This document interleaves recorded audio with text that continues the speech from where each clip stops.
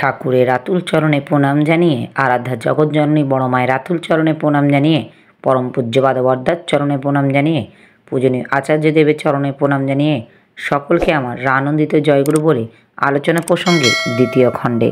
তার প্রধান কাজ হলো ধর্মদান, যার ভিতর দিয়ে মানুষ ঈশ্বরমুখী হয়ে ওঠে, ইষ্টপ্রাণ সেবামুখর হয়ে ওঠে, যোগ্য হয়ে ওঠে জীবনে। তার সক্রিয় ঈশ্বরনিষ্ঠ লোক কল্যাণব্রতী জীবনই আজ সৎসঙ্গ আন্দোলনে রূপায়িত। তার জীবনধারায় লক্ষ লক্ষ নরনারী জীবনকে স্পর্শ করে, প্রভাবিত করে ইষ্ট, অহং ও পরিবেশ সমন্বয়ের এক নতুন সংহতিমুখর প্রেম প্রতুল জগৎ রচনা কাজে অমেঘভাবে এগিয়ে চলেছে। সে জগতের সকলের তরে, সকলের আমরা, প্রত্যেকেই আমরা পরের তরে। এই নতুন জগতের ধারক, বাহক, রক্ষক ও প্রমূর্ত বিগ্রহ তিনি স্বয়ং। তাই দেখতে পাই সব থেকে নিজের জন্য তার কিছুই নয়। তার জ্ঞান, গুণ, শক্তি, সামর্থ্য, সময় যা কিছু সবই ঈশ্বরের জন্য, মানুষের জন্য। নিজের বলতে তার কিছুই নেই। যে মুহূর্তে পূর্ণ তুমি, সেই মুহূর্ত কিছু তব নাই। তুমি তাই পবিত্র সদাই। মানুষের অন্তরে তত উৎসারিত বাস্তব অবদান, তাতে অর্ঘাম্বিত হয়ে ধন্য হতে আসে। কিন্তু তার এক কপোদর্ক তিনি স্পর্শ করেন না। সবই ব্যয়িত হয় প্রয়োজন পীড়িত মানুষের জন্য। বিশ্বম্বর তিনি বিশ্বকে ভরণ করার আকুতি তাকে কিছুতেই ছাড়ে না। তাই ততই যা আসে তা ফিলান্থ্রপির মাধ্যমে লোক কল্যাণে ব্যয়িত হয়। তাছাড়া নিত্য ভিক্ষা করেও কি তুমি কম লোকের অভাব মেটান? তবে যখন যার জন্য, যে জন্য, যাকে দিয়ে যা সংগ্রহ করেন, কারো মাধ্যমে তাকে তা দিয়ে দেন। নিজ হাতে পয়সা ছোন কমই। এত ভিক্ষা করেন তিনি, কিন্তু নিজের জন্য চান না তিনি কিছুই। তিনি নিজেকে নিঃশেষে উজাড় করে দিয়েই খুশি। পরম পুরুষই যা কিছু হয়ে আছেন, প্রতি দেহের দেহি তিনি। প্রাণ তার পরিব্যাপ্ত ঘটে ঘটে। তাই প্রত্যেকেই উপভোগের মধ্যে দিয়ে যেন তার প্রকৃষ্ট আত্ম উপভোগ। যেমন ভালো জিনিসটা নিজেরা না খেয়ে সন্তানকে খাইয়ে তার আস্বাদটা বেশি করে উপভোগ করেন মা বাপ, এই উপভোগের নেশাই তাকে ধাবিত করে চলেছে পরিবেশের সর্বতোমুখী সুখ, সন্তোষ ও কল্যাণ সাধনে। ত্যাক্তেন ভুঞ্জিতা কথাটির মানে কি, তা তার জীবন দেখলেই বোঝা যায়। এমনতর লোকস্বার্থে পুরুষকে কেন্দ্র করে উদ্বিগ্ন হয়ে ওঠায় সৎসঙ্গের আওতায় জাতি ধর্ম নির্বিশেষে দীক্ষিত অদীক্ষিত কত লোক আজ সুখে স্বাচ্ছন্দ্যে পরম নির্ভাবনায় আনন্দে জীবনযাপন করছে।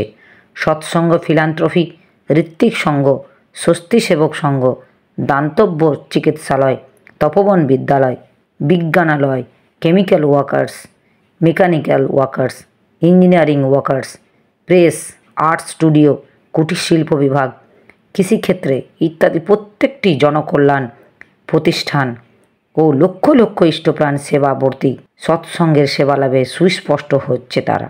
সর্বোপরি আছে সৎসঙ্গের জীবন্ত বিগ্রহ শ্রী ঠাকুরের প্রেম, প্রেরণা, প্রয়োজন উপযোগী সেবা ও দেবত্ব উদ্দীপী পরশ। তার স্পর্শে কত জীবন যে আজ ভাগবত চেতনায় উন্নীত হয়ে উঠেছে তার লেখাজোখা নেই। পৃথিবীতে এক নতুন দৈবী সংহতি অভ্যুদয় হচ্ছে তাকে আশ্রয় করে। তাই কেবলই মনে হয় এমনতর প্রেম জ্ঞান মূর্তি নিখিল স্বার্থী কোনো মানুষ যদি আজ বিশ্বের যাবতীয় ব্যাপারে নিয়ামক হয়ে থাকতেন, তাহলে পৃথিবীতে মানুষের জীবনে কতই না সুখ, শান্তি ও আনন্দময় হয়ে উঠত। হয়তো আজকের মতো যুদ্ধ বিগ্রহ এবং পারিবারিক বিদ্বেষ ও স্বার্থ সংঘাতের উদ্ভবই হতো না। এরপর খলিলদা আসলেন। শ্রী ঠাকুর আদর করে খলিলদাকে ডেকে বসালেন। খলিলদার দিকে চেয়ে শ্রী ঠাকুর সস্নেহে বললেন, আজকাল নামটাম খুব করছিস, তাই না খলিলদা? খলিলদা, আর তো কোনো কাজকর্ম নেই, যতটা পারি করি, আর বেশ ভালোই লাগে। শ্রী ঠাকুর চেপে নাম ধ্যান করে যাই, আর কিছুই না হোক শরীর ভালো হবেই। খলিলদা, মনটা খুব ভালো থাকে, তাই তার জন্য শরীরও ভালো হয়ে ওঠে। শ্রী ঠাকুর, আপনারই দেখেন না, এসেছিলেন কেমন সুটকি চেহারা নিয়ে, অল্প কয়েকদিনে কেমন নকরক্রান্তি হয়ে উঠেছেন। খুব চেপে করেন। কি পেলেন না পেলেন দেখলেন না? দেখলেন? সেদিকে লক্ষ্য না দিয়েই মনের আনন্দে নেশার মতো করে যান। অবসাদের ভাব আসলেই ছাড়বেন না, দাঁড় টেনে চলবেন। দেখবেন স্তরের পর স্তর অতিক্রম করে আপসে আপ কত দূর এগিয়ে যাবেন। আচ্ছা খলিলদা, মুস্তাফা চরিতে ও কোরআনের যে নূর ও আওয়াজের কথা পড়েছেন, তার সঙ্গে মিল পান না? খলিলদা, হুবহু মিল। আগে তো মনে হতো এসব আজগুবি ব্যাপার শ্রী ঠাকুর। তাই তো একে বলে বিজ্ঞান। যে করবে সেই পাবে, তারই হবে। সব শেয়ালের এক রা, যুগে যুগে একই কথা, দেশকাল এবং পাত্র উপযোগী করে বলা। তবে ওই নবীর প্রতি আনুগত্য চাই। নবীকে বাদ দিয়ে, রসুলকে বাদ দিয়ে খোদার রাজ্যে পৌঁছবার উপায় নেই। রসুলকে বুঝতে গেলে আবার বর্তমান যুগে প্রকৃত রসুলি সেবী যে, খোসা সেবী সেই, তার সান্নিধ্যে আসতে হয়। তা না হলে কিন্তু বোধই গজায় না। খলিলদা, সে আমি আমার নিজের জীবন দিয়েই বুঝেছি। শ্রী ঠাকুর মশগুল হয়ে অনর্গল বলে চলেছেন। আয় তো, আঁখি যুগলে স্নেহ করুণার পীযূষ ধারা, মুখমণ্ডলে আনন্দের দীপ্তি, অধর পল্লবে লাবণ্যমণ্ডিত হাসির বিজলি রেখা, কণ্ঠস্বরে ললিত গম্ভীর্য, প্রতিটি অঙ্গভঙ্গিতে তার মোহন মাধুর্য, ক্ষণে ক্ষণে অভিব্যক্তিতে তার লীলায়িত বৈচিত্র্য এবং মন ভোলানো, ক্ষণ ভোলানো, ভুবন ভোলানো অপূর্ব চরিত্র ঐশ্বর্য নিয়ে রাজ অধিরাজ বসে আছেন সম্মুখে। কারো সাধ্য আছে তার দিক থেকে চোখ ফেরানো? তাই মোহিত হয়ে, ভাব বিভোর হয়ে, কদেকচিত্ত হয়ে তার অনবদ্য কথামৃত আকণ্ঠ পান করেছেন সমবেত ভক্তবৃন্দ। অনির্বাচনীয় সুধা সমুদ্রে অতলে তলিয়ে গিয়ে খানিকটা সময়ের জন্য দুনিয়ার দুঃখ জ্বালা যন্ত্রণা ভুলে গেছেন তারা। পূর্ণ সংকল্পের উগ্র আবেগের টলমল করে কাঁপছে তাদের সারাটি সত্তা। অবিনাশদা জিজ্ঞাসা করলেন, মূল সংকল্প আমরা যেমনভাবে গ্রহণ করি, ভবিষ্যতে কাজ কি তারই উপর নির্ভর করে? শ্রী ঠাকুর, সংকল্প মানে শুধু মানসিক চিন্তা নয়, ওর অর্থ চিন্তা ও কর্মের ভিতর দিয়ে যোগ্যতায় চলা। সংকল্প মানে নতুন সৃষ্টির আবেগময় কর্মমুখর পরিকল্পনা। কি করতে হবে, কেমন করে করতে হবে, তার একটা চিত্ত মাথায় এঁকে নিয়ে তার উদযাপনের যখন আমরা বিধিবদ্ধ প্রণালীতে চলি, তাকে বলা হয় সংকল্পের পথে চলা। সংকল্প যখন আমাদের পাকা হয়, তখন কোনো রকম প্রতিকূলতায় আর আমাদের তা থেকে প্রতিনিধিত্ব করতে কমই পারে। আমরা তখন নাছোড়বান্দা হয়ে লাগি। অবশ্য যা তা সংকল্প করলে হবে না। সংকল্প হওয়া চাই শুভ সন্দীপী, ইষ্টার্থপোষণী। এমনতর সংকল্প নিয়ে যখন চলি, তখন আমাদের চরিত্র ও বুদ্ধিবৃত্তি উৎকর্ষ লাভ করে। কারণ তখন বাধাবিঘ্নকে জয় করে, অতিক্রম করে, নিয়ন্ত্রিত করে কাজ হাসিল করা আমাদের কাছে একটা স্ফূর্তির ব্যাপার হয়ে দাঁড়ায়। প্রফুল্ল, দুর্বলতা কি রক্তবীজের ঝাড়ের মতো? কিছুতেই তো যেতে চায় না। এর এক এক স্তরে এক এক ভাবের আবির্ভূত হয়। শ্রী ঠাকুর, দুর্বলতা যেমন রক্তবীজের ঝাড়, পরাগতাও তেমনি রক্তবীজের ঝাড়। একটা মারণের সম্পদ আর একটা ত্বরণের সম্পদ, যেটাকে পোষণ দেয় সেইটাই বাড়বে।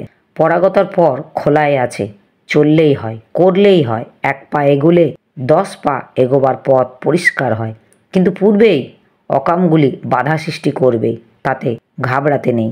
যা করণীয় ফিঙ্গে হয়ে লেগে যদি করতে থাকো চলার পথে ভুলগুলিকে শুধরে শুধরে, তবে কিছুদিন পরে দেখতে পাবে ওই চলনই তোমার অভ্যাসগত হয়ে উঠেছে। তখন আর অত কষ্ট হবে না। হাতি ঘোড়া কিছুই না, করলেই হয়। জীবনের ধর্ম বাঁচা বাড়া ভগবান আমাদের সব সম্পদ দিয়েছেন, যাতে আমরা বাঁচতে পারি, বাড়তে পারি। যত অকামি করে থাকি, যত দুর্বলতায় আমাদের ঘিরে ধরুক, সবলতাই আমাদের সহজাত সম্পদ। যে কোনো অবস্থায় ইচ্ছা করলেই লহমানে আমরা চলনার মোড় ফিরিয়ে ঝরে দাঁড়াতে পারি। সর্বশক্তিমান ঈশ্বর সর্বদাই তার শক্তি নিয়ে আমাদিগের বাঁচার পথ চলতে সাহায্য করতে প্রস্তুত। কোনো ভাবনা নেই, লেগে যাও। সব ঠিক আছে। আমাদের কোষগুলি সিসার পাত্রের মতো, শক্তি সঞ্চিত থাকে। যত করবে তত পারবে। প্রত্যেকটা করা চাই ফল রেখে যাবে। শুনেছি ঠাকুর শ্রী রামকৃষ্ণদেব বলেছেন 12 বছর ব্রহ্মচর্য পালন করলে মেধানাড়ি গজায়। ব্রহ্মচর্য মানে বৃদ্ধির পথে চলা, ইষ্টের পথে চলা। ইষ্টের পথে চলতে চলতে মানুষের বেভুল চলন, বিভ্রান্ত চলন, বিস্মিত চলন খতম হয়ে যায়। ইষ্টস্বার্থ প্রতিষ্ঠার বুদ্ধি তার এমনই মজ্জাগত হয়ে ওঠে যে কিছুতেই তা থেকে বিচ্যুত হয় না, ও সম্বন্ধে খেয়াল হারাও হয় না। সে কখনো স্মৃতিচেতনা আর টনটনে থাকে। ভুলেও সে অন্য চলনে চলে না, বেচালে পা পড়ে না তার কখনো। তার অবগুণ যদি থাকে তাকে ইষ্টস্বার্থ প্রতিষ্ঠার কাজে লাগায় তখন।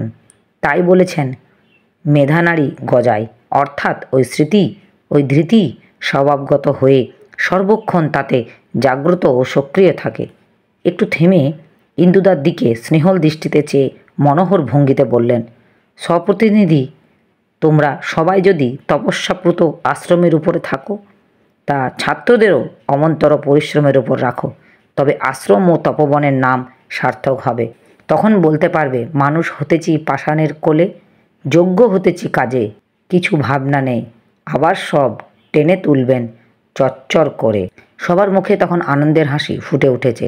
এরপর শিশু ঠাকুর তামাক খেতে খেতে সস্নেহে টালুস টুলুস করে এর ওর মুখের দিকে চেয়ে চেয়ে দেখছেন। চোখে মুখে তার চতুর চপল মন মাতানো ইশারা ইঙ্গিত। সবার মন খুশিতে ভরা। একটা খুশির তরঙ্গে ঢেউ খেলে যাচ্ছে তাসুর মধ্যে। শ্রী ঠাকুর হঠাৎ জিজ্ঞাসা করলেন, কটা বাজে রে? একজন বললেন, 7টা। শ্রী ঠাকুর খানিকটা চিন্তিতভাবে বললেন, ভোলানাথদার আজ আসার কথা ছিল আমুনারা প্যাসেঞ্জারে, এখনও তো আসলো না। শরৎদা বললেন, এখনও আসবার সময় যায়নি। কোন কোন দিন ট্রেন লেট থাকে, আবার বাসেও অনেক সময় দেরি হয়। শ্রী ঠাকুর, কি জানি, কারো আসবার কথা থাকলে সময় মতো না আসলে আমার বড় দুশ্চিন্তা হয়। ঘর পড়া গরু সিঁদুরে মেঘ দেখলে ডরায়। কথাবার্তা হচ্ছে এমন সময় ভোলানাথদা এসে হাজির হলেন। ভোলানাথদাকে দূর থেকে দেখে শ্রী ঠাকুর উচ্চস্বরে চিৎকার করে সউল্লাসে বলে উঠলেন, আইছেন ভোলানাথদা? ওরে আমার মানিক রে, আমি তো ভেবে ভেবে সারা। ভেবেই ভাবছি এত দেরি হচ্ছে কেন। ভোলানাথদা তাড়াতাড়ি এগিয়ে এসে জুতো খুলে প্রণাম করে হাসি মুখে বললেন, আজ গাড়ি একটু লেট ছিল। শ্রী ঠাকুর, যাক এসে তো গেছেন। কেষ্টদা, চলতে চলতে মানুষ টলটলে হয়ে যায় কেন? শ্রী ঠাকুর, যে যত বিকেন্দ্রিক তার আদর্শ ধরন যার যত কম, জীবন তার তত কম। মানুষকে তার আদর্শের পথে চলতে হয়, না হয় প্রবৃত্তির পথে চলতে হবে। এছাড়া তৃতীয় পন্থা নেই। প্রবৃত্তির পথে মানুষ যত চলে তার শক্তি তত অপব্যয়িত হয়। তাই লাভজনক যা, জীবনীয় যা, তেমনতর ব্যাপারে সেই ততই শ্লথ হয়ে ওঠে। প্রবৃত্তি তার সত্তার রস খেয়ে শুষে নিয়ে যায়। তাই সত্তা সম্বর্ধনী প্রচেষ্টা তার ঘাটতি এসে পড়ে। ধরো তোমার শরীর যদি রক্তক্ষয়ে কতগুলি রোগ জীবাণু এসে বাসা বাঁধে, তখন তোমার রক্ত খেয়ে নিয়ে পুষ্ট হতে থাকবে। এর ফলে তোমার পোষণ উপযোগী রক্তের কমতি পড়বে। এ হতে বাধ্য। ইষ্টকেন্দ্রিক আকুতি হলো মানুষের সমস্ত শক্তির উৎস। আকুতি না থাকলে শক্তি থাকে না, শক্তি না থাকলে অবসন্ন হয়, অপটু হয়। কথাবার্তা হচ্ছে এমন সময় আলিমুদ্দি, গ্রামস্থ চৈনক মুসলমান, আশ্রমের উপর দিয়ে রস নিয়ে যাচ্ছেন। শ্রী ঠাকুর তাকে দেখে বললেন, দাঁড়া, তোর ভাঁড়ে কি? আলিমুদ্দি, রস। শ্রী ঠাকুর, ভালো আছে তো? আলিমুদ্দি, যে ভালো আছে। প্রথম কাঠের রস, মধুর মতো মিঠে, আর দেখি তো খুব পরিষ্কার। এ দেখেন। এই বলে ভাঁড় নিয়ে সামনে এগিয়ে আসলো। শ্রী ঠাকুর, মাল তো মনে হয় তোফা মাল। ও রূপু, খাবি নাকি? শৈলমা, এত সকালে খাবো? মুখ টুক যে ধুইনি, কাপড় ছাড়িনি, ইষ্টভীতি করিনি। শ্রী ঠাকুর, ওরে পাগল, খাবি তো তাড়াতাড়ি সারে আয়, এমন বাহারি মাল আর পাবি না। শৈলমা, দেরি হবে যে, আজ থাক। শ্রী ঠাকুর, তাহলে আলিমুদ্দি তুই যা, ও তো খাবে না। আলিমুদ্দি প্রস্থানোদ্যত। শৈলমা, আমি বলছিলাম একটু দেরি হবে। অত সময় কি দাঁড়াবে? শেষে ঠাকুর, তাই বল, তোর খাবার ইচ্ছে আছে, অমন ঢং করিস কেন? যা খাবি তো তাড়াতাড়ি আয়। শৈলমা চকিত ঊর্ধ্বশ্বাসে দৌড় মারলেন। সকলে হাসতে লাগলেন। শেষে ঠাকুর সেই সঙ্গে হাসছেন। একটু বাদেই শৈলমা এসে হাজির হলেন একটা ঘটি নিয়ে। আলিমুদ্দি রস ছেঁকে এক ঘটি ভরে দিল। শৈলমা ঢকঢক করে খেয়ে ফেললেন। শেষে ঠাকুরও উপস্থিত, সকলেই তৃপ্তি ভরে দেখতে লাগলেন। ও আলিমুদ্দি, আর এক ঘটি লাগাও, হেসে বললেন শেষে ঠাকুর। আলিমুদ্দি, আর এক ঘটি দিলি? শৈলমা যে ঘটি ধীরে ধীরে নিঃশ্বাস করে ফেলল। খেয়ে দিয়ে চোখ দুটো বিস্ফোরিত হয়ে শেষে ঠাকুরের দিকে চেয়ে রইলেন। শেষে ঠাকুর বললেন, চলুক। শৈলমা ব্যাকুল কণ্ঠে বললেন, আর না ঠাকুর, আর পারবো না। শেষে ঠাকুর, মিষ্টি কেমন? শৈলমা, খুব। শেষে ঠাকুর, এমন জিনিস রোজ পাবি না, প্রাণটা ভরে খেয়ে নেয়। শৈলমা, না, আর পারবো না। শেষে ঠাকুর, এ তো জলের মতো, প্রস্রাব হয়ে বেরিয়ে যাবে। আর এক ঘটি রেখে দে, এখন না হয় পরে খাবি। শৈলমা, তা রাখা যায়। আলিমুদ্দি আর এক ঘটি দিয়ে বিদায় নিল। শেষে ঠাকুর ইঙ্গিত করতেই একটা দাদা আলিমুদ্দিকে রসের দামটা দিয়ে দিলেন। নগেনদা, আমার কি হলো? আমি তো অধপাতে চললাম।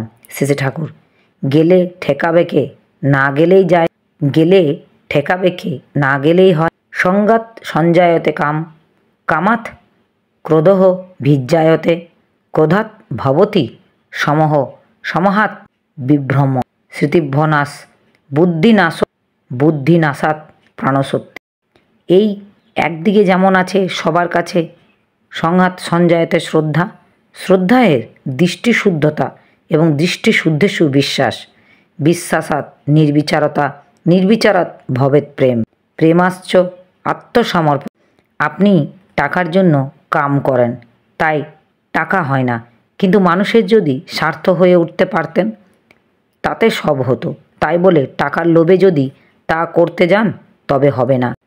মনে পড়ে সেই কাঠুরিয়ার গল্প। কাঠ কাটতে কাটতে তার কুড়ুল পড়ে গেল জলে। সে তখন জলদেবতার কাছে কেঁদে প্রার্থনা করতে লাগলো, ঠাকুর, আমি গরিব মানুষ, কাঠ কেটে খাই, কুড়ুলটা গেল, আমি কুড়ুলটা গেলে আমি না খেয়ে মরব, আর একটা কুড়ুলও কেনবার সাধ্য আমার নেই। দয়াল ঠাকুর, তুমি দয়া করে ওই কুড়ুলটা ফিরিয়ে দাও। তুমি ইচ্ছা করলেই সব পারো, আমায় তুমি দয়া করো। জলদেবতা তখন এক সোনার কুড়ুল হাতে নিয়ে জল থেকে উঠে এসে বললেন, তুমি দুঃখ করো না, এই নাও তোমার কুড়ুল। কাঠুরিয়া তখন কেঁদে বলল, প্রভু, এ কুড়াল দিয়ে আমি কি করব? এ তো কাটা ফাঁড়া চলবে না, আর এ তো আমার কুড়ুল নয়, আমি এ নিয়ে কি করি? এরপর জলদেবতা বললেন, আচ্ছা, তাহলে তোমার কুড়ুল নিয়ে আসছি। জলে ডুব দিয়ে এইবার তিনি এক রূপোর কুড়ুল নিয়ে এসে হাজির হলেন। কাঠুরিয়া বিনীতভাবে বললেন, ঠাকুর, এই কুড়ুলও তো আমার নয়, আপনাকে কী বা বলি? আপনি যখন সদয় হয়েছেন আমার প্রতি, আমার কুড়ুলখানায় দিন। এইবার জলদেবতা কাঠুরিয়া নিজস্ব কুড়ুল নিয়ে এসে জিজ্ঞাসা করলেন, এই কুড়ুল তোমার? কাঠুরিয়া মহা খুশি হয়ে বলল, হ্যাঁ, এই কুড়ুলই আমার। তখন জলদেবতা তার প্রতি সন্তুষ্ট হয়ে 3খানা কুড়ুলই তাকে দিয়ে গেলেন। তাই শুনে একজন ফন্দি করে জলে কুড়ুল ছুঁড়ে ফেলল। কুড়ুল ফেলে দিয়ে জলদেবতাকে ডাকতে লাগলো। জলদেবতা তখন সেই সোনার কুড়ুল এনে জিজ্ঞাসা করলো, এই কুড়ুল তোমার? সে অমনি বলল, হ্যাঁ, এইটাই আমার। তখন আবার অন্তর্নিহিত হলো। তার নিজের কুড়ুলটি পর্যন্ত সে পেল না। তাই লোভের পথে চলা আর অসাধুতার পথে চলা মানেই আত্মপ্রবঞ্চনা করা। বেকুব বেহেড যারা, তারা অমন করে থাকে। যাদের এতটুকু মাথা আছেন তারা পরার্থকে স্বার্থ করে নেয় আর সততার পথে চলে, করে পেতে চায় তারা। করে পাওয়ার কথা শুনে যারা ঘাবড়ে যায়, বুঝতে হবে তাদের মগজে ঘুণ ধরে গেছে, তাদের চিকিৎসার প্রয়োজন, অর্থাৎ টেনে হিঁচড়ে তাদের কাজের মধ্যে নামাতে হবে। তার পেছনে লেগে থেকে কাজের মধ্যে দিয়ে তাদের কৃতিত্বকে পৌঁছে দিতে হবে। সাফল্যের মতো সফল হয় না আর কিছুই। সাফল্যের একটা নেশা আছে। একবার যদি মানুষ কৃতকার্য হয়, তার ভিতর দিয়ে তার একটা আত্মপ্রসাদ আসে। নানা ব্যাপারেই তেমনতর আত্মপ্রসাদ লাভে ধন্য হতে চাইছে। আবার দেওয়ার ফন্দি ফিকির যদি কারো মাথায় থাকে তবে সে নষ্ট পায় না, গুরুজনকে দেওয়ানোর অভ্যাস ছেলেবেলা থেকেই করে দিতে হয়। মা শেখাবে বাপকে দিতে, বাপ শেখাবে মাকে দিতে। আলুটা, পটলটা, ফুলটা, ফলটা, পাতাটা, নুড়িটা, কুলটা কিংবা যাই হোক, আবার ছেলেপুলে কিছু দিতে আসবে বাহবা দিয়ে আগ্রহে ভরে। ছেলেপুলে কিছু দিতে আসলে বাহবা দিয়ে আগ্রহ ভরে সেটা নিতে হবে। মাকে যখন দিতে আসবে মা উস্কে দেবে বাবাকে দেবার জন্য। বাবা যখন দিতে আসবে বাবা চেতিয়ে দেবে মাকে দেবার জন্য। মায়ের অসাক্ষাতে বাবা সন্তানের কাছে তার মায়ের কথা এমন লোভনীয় করে বলবে যে মায়ের জন্য শ্রদ্ধা ভক্তি ভালোবাসা তার বুকখানা ফুলে ফেঁপে ওঠে। আবার মাও অমন করে বাবার সম্বন্ধে বলবে যে এমন করে ভালোবাসার প্লাবন যদি এনে দিতে পারো তাদের জীবনে দেখবে কত সুখী হবে তারা। এমন করে ভালোবাসার প্লাবন যদি এনে দিতে পারো তাদের জীবনে দেখবে কত সুখী হবে তারা, কত সুখী হবে তোমরা। প্রত্যেকটায় বাড়ি ঘর দেখবে দেব দেউল হয়ে উঠবে। এ কি আমার পাগল আশা, এতটুকু আশা করা কি আমার অন্যায়? তার চোখ মুখ যেন আবেগে ফেটে পড়েছে। সকলের অন্তরে ভাবের আতিশয্য দুলে দুলে উঠেছে। এইবার তিনি আপন মনে গান ধরেছে। তুমি যে সুরের আগুন লাগিয়ে দিলে মোর প্রাণে, এ আগুনে ছড়িয়ে গেলে সবখানে। যত সব মরা গাছের ডালে ডালে নাচে আগুন তালে তালে রে। আকাশ হাত তোলে কে কার পানে, আধারে তারা যত অবাক হয়ে রয়ছে। কোথাকার পাগল হাওয়া বয় ধেয়ে নিশীথের বুকে মাঝে এই যে অমল উঠল ফুটে স্বর্ণকমল রে। আগুনের কি গুণ আছে কে জানে। গানের পর শিক্ষা সম্বন্ধে আবার কথা উঠল। শেষে ঠাকুর সহজভাবে বলছেন, 5 বছরের মধ্যে অভ্যাস ব্যবহার ঝোঁক ঠিক করে ছেলেদের শাস্ত্রীয় সুন্দর এবং অর্জুন পটু করে তুলতে হয়। স্বামী যদি স্ত্রীর প্রতি স্নেহ এবং মমত্বপূর্ণ ভাব থাকে তাতে তার যৌন জীবন অনেকখানি সুনিয়ন্ত্রিত হতে থাকে। অস্বাভাবিক যৌন সমবেগ থাকে না। অন্য মেয়ের প্রতিও তার সহজ ভাব আসে। এতে দাম্পত্য জীবন মধুর হয়ে ওঠে। অবশ্য মা তো ছেলের বাপের প্রতি এবং তার স্বামীর প্রতি ভক্তি থাকা চাই। পিতামাতা দাম্পত্য জীবন যেখানে যত সুন্দর, সন্তানও সেখানে সব দিক থেকে ভালো হয়ে ওঠে। অবশ্য বিয়েটা ঠিক মতো হওয়া চাই। আর সমস্ত জোর দিয়েই, সমস্ত আকুতি দিয়েই, সমস্ত ভাব দিয়ে, সমস্ত অভিব্যক্তি দিয়ে বাঞ্ছিত প্রণতা প্রজ্জ্বল করে দেওয়াই শিক্ষার মূল। ইষ্টকেন্দ্রিক আকুতি আসলেই সবারই চরিত্র ফুটে উঠবে, নিষ্কৃষ্ট থাকবে না। একটা ছেলেও নিকৃষ্ট থাকবে না, মিসমার কাণ্ড হয়ে যাবে। একটু আগেই আদিত্য ও মঞ্চায় এসে দাঁড়িয়েছেন। মঞ্চায় ফুটফুটে ছোট্ট ছেলেটি গালে হাত দিয়ে দাঁড়িয়ে আছেন প্রবীণ লোকের মতো। শ্রী ঠাকুর আদর সুরে পরপর 3 বার বললেন, মঞ্চু রাজার গালে হাত, মঞ্চু রাজার গালে হাত, মঞ্চু রাজার গালে হাত। মঞ্চায় হাসতে লাগলেন। উপস্থিত দাদা, ভাই, বোন, মায়েদের আমার আনন্দিত জয়গুরু।